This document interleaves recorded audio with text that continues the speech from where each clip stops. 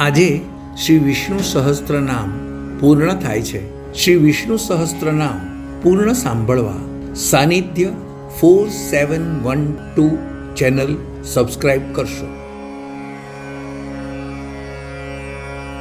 अथ श्रीविष्णुसहस्रनामावलिः. ॐ क्षितीशाय नमः. ॐ पापनाशनाय नमः. ॐ शङ्खभृते नमः. ॐ नन्दकिने नमः. ॐ चक्रिणे नमः.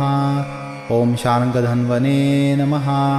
ॐ गदाधराय नमः. ॐ रथाङ्गपाणये नमः. ॐ अक्षोभ्याय नमः. ॐ सर्वप्रहरणायुधाय नमः. ॐ नम इति हरये नमः. हरये नमः. हरये नमः.